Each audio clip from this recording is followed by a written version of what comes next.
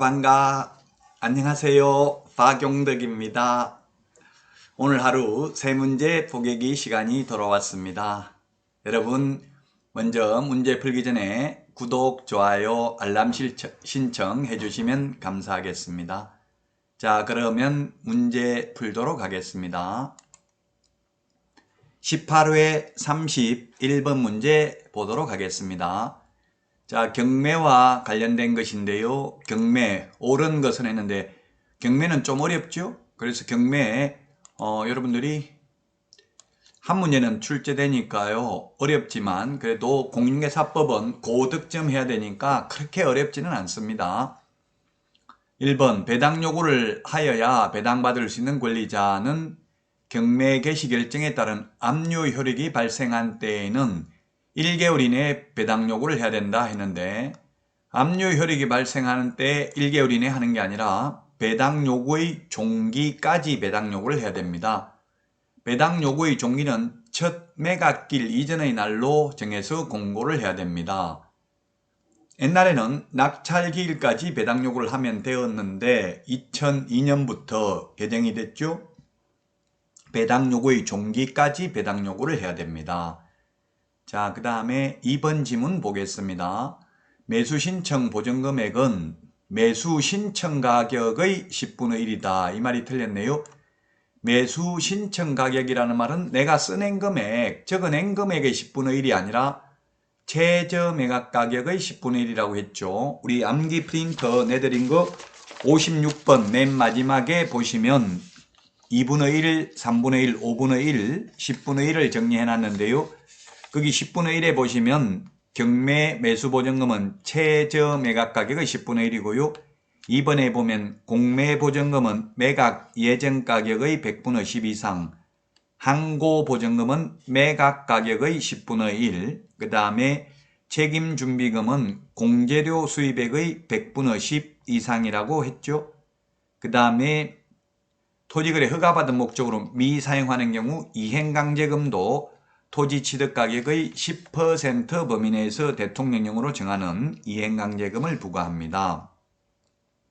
그 다음에 우리 암기 프린터 56번에 10분의 1에 동그라미 6번에 보면 부동산 실권리자 명의등기에 관한 법률에서 명의신탁자의 경우에는 과징금을 부과합니다. 100분의 30 범위 내에서 과징금을 부과받고 나서 1년 안에 실명등기 안 하면 1차 이행강제금 10% 그리고 또 1년이 지나면 2차 이행강제금 20%를 부과하죠.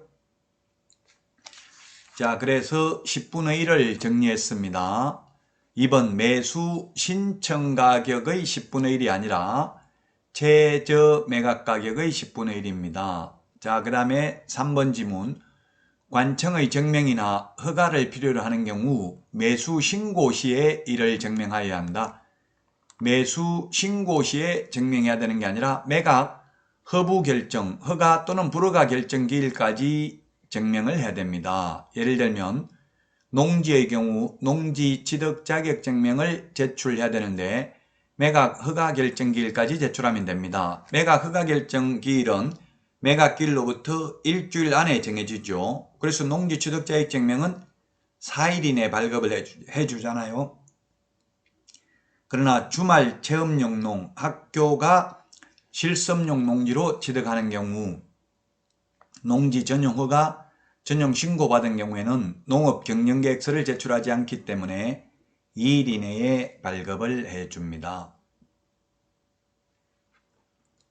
4번 매각 허가 결정이 확정되면 법원은 대금 지급 기한에 대금 지급 기일이 아니라 기한으로 바뀌었죠. 기한을 정하여 매수인과 차순위 매수신고인에게 통지하고 매수인은 그 기한까지 매각 대금을 지급해야 되고요. 매각 대금을 지급하는 순간 소유권을 취득합니다. 등기 없이도. 민법 187조가 적용되죠. 그래서 매각 대금을 다 내는 순간 소유권을 취득하게 됩니다. 소유권 이전 등기를 경료하는 때에 소유권을 취득한다 하면 X입니다. 그래서 4번이 정답이 되겠고요. 5번 매수 신고가 있은 뒤 경매 신청이 취하되더라도 경매 신청으로 발생한 압류 효력은 소멸되지 않는다 했는데 경매 신청 기입 등기되면 압류 효력이 생기고요. 경매가 취하되면 압류 효력은 소멸됩니다. 그러므로 정답은 4번이 되겠고요. 해설 보도록 하겠습니다. 배당 요구는 배당 요구의 종기까지 배당 요구를 해야 됩니다. 물론 당년 배당 채권자도 있죠. 등기부를 통해서 채권 금액을 확인할 수 있는 저당권자, 건저당권자, 전세권자, 등기된 임차권자 이런 경우는 배당 요구 안 해도 됩니다. 그러나 확정 판결문을 가지고 있는 경우 최우선 면제, 우선 면제받을 임차인은 배당 요구해야 배당받을 수 있는데 배당 요구의 종기까지 배당 요구를 해야 되고 배당 요구의 종기는 첫 매각일 이전의 날로 정해서 공고하도록 되어 있습니다. 그 다음에 이번에 매수신청 보증금은 매수신고 가격, 매수신청 가격, 입찰가, 응찰가가 아니라 최저 매각 가격의 10분의 1이라는 것 시험에 가장 많이 출제됐습니다. 빅데이터에 의하면 2번 지문이 최저 매각 가격의 10분의 1이다. 그 다음에 관청의 증명이나 허가를 필요로 하는 경우에는 매각 허가 결정 기일까지 증명을 해야 됩니다. 매수 신고 시까지 증명해야 되는 게 아니고요. 그리고 5번 매수 신고가 있은 뒤 경매 신청이 취하되면 그 경매 신청으로 발생된 압류의 효력은 소멸하게 되겠습니다. 다음 문제 보도록 하겠습니다. 이 문제는 별로 바람직하지는 않죠, 사실. 왜냐하면 2006년 노무현 정부 때 실거래가격 신고제도가 도입되면서 이제 계약서 금인을 받는 경우는 사실상 거의 없다고 봐야 됩니다. 계약서 금인은 부동산 등기특별조치법 제3조에 보면 계약을 원인으로 소유권 이전 등기할 때 금인을 신청해야 됩니다. 계약을 원인으로 소유권 이전하는 게 매매계약, 교환계약, 증여계약 세 가지입니다. 따라서 정답은 2번이죠. 증여계약 금인받아야 됩니다. 근데 이게 왜 문제가 바람직하지 않느냐 하면은 증여계약에는 중개가 개입할 여지가 없잖아요. 중개와 친하지 않습니다. 그래서 이런 것을 출제하는 것은 바람직하지 않지만 어쨌든 계약을 원인으로 소유권 이전하는 경우에만 금인을 받고요. 나머지는 소유권 이전이 아니죠. 따라서 정답은 2번입니다. 사실 중개와 친하면서 금인을 받는 것은 교환계약밖에 없습니다.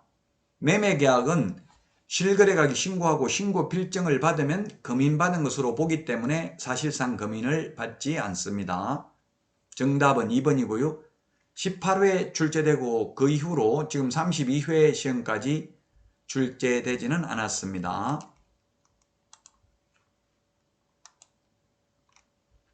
정답 2번인데요. 부동산 등기 특별조치법 제3조에 보면은 계약을 원인으로 소유권 이전 등기를 신청하는 경우, 계약을 원인으로 소유권 이전 등기를 신청하는 경우가 매매계약, 교환계약, 증여계약 세 가지밖에 없다고요. 소유권 이전 등기 신청할 때 금인을 받아야 됩니다. 필요적 기재사항이 기재되어야 한다 했는데 필요적 기재사항은 우리 암기 프린터 10번에 당모가지 개대가리 중위조한다. 필요적 기재사항입니다. 암기 프린터 10번에 보면은 있죠. 당사자, 목적 부동산, 계약 연월일, 대금 지급 사항, 그 다음에 개업공개사가 있을 경우 개업공개사 인적 사항, 조건 기한. 개업공개사가 있을 경우 개업공개사 인적 사항을 기재는 해야 되지만 개업공개사가 금인을 신청할 의무는 없죠. 금인 신청은 부동산 소재지 시장, 군수, 구청장입니다. 구가 있는 경우에는 자치구가 아니라도 구청장이 모두 금인을 해주고요. 그 권한을 위임받은 자인데 권한을 위임받은 자는 읍면동장이 되겠습니다. 읍면동장에게 권한을 위임한 경우에는 지체 없이 관할 등기소장에게 통지해야 됩니다. 정답 2번이 되겠고요. 최근 들어서는 시험에 거의 출제가 잘 되는 파트는 아니라는 점 기억하시기 바랍니다. 자, 다음은 33번. 중개 보수 계산하는 것은 시험에 반드시 출제가 됩니다. 보수 계산하는 것. 보수는 거래 당사자 쌍방으로부터 각각 받습니다. 원칙적으로 쌍방으로부터 각각 받는데 지금은 여기 임차인 을이라고 했기 때문에 일방으로부터 받는 금액이죠. 최고 한도액입니다. 최고 한도액. 자, 계약 조건을 보니까 보증금이 3천만 원이네요. 그 다음에 월차임이 30만 원이네요. 이렇게 보증금 외에 월차임이 있는 경우에는 보증금 더하기 월세 곱하기 100을 해서 5천만 원 이상이면 그대로 요율을 곱하면 되고요. 5천만 원 미만이면 보증금 더하기 월세 곱하기 70을 하죠. 여기는 보증금 3천만 원 더하기 월세 30만 원 곱하기 100을 하니까 6천만 원이잖아요. 따라서 그대로 6천만 원 곱하기 요율을 하면 되는데 5천만 원 이상 1억 원 미만인 경우 요율이 0.4%라고 되어 있네요. 64, 24, 24만 원이 정답이네요. 한쪽에 받는 것, 양쪽에 받는 것 다 합하면 48만 원이죠. 지금 임차인 을에게만 받는 거 했으니까 일방으로부터 받는 것이니까 64, 24, 24만 원 4번이 정답입니다. 중개보수 계산하는 게 시험에 한 문제 반드시 출제됩니다. 정답 4번입니다. 보증금 외에 월차임이 있는 경우 보증금 더하기 월세 곱하기 100을 해서 5천만 원 미만이면 보증금 더하기 월세 곱하기 70을 한다는 것 주의하시면 되겠습니다. 따라서 지금 이 문제에서는 보증금 3천만 원 더하기 월세 30만 원 곱하기 100을 하면 6천만 원이기 때문에 6천만 원 곱하기 요율 0.4를 하면 24만 원이 정답이 되겠습니다.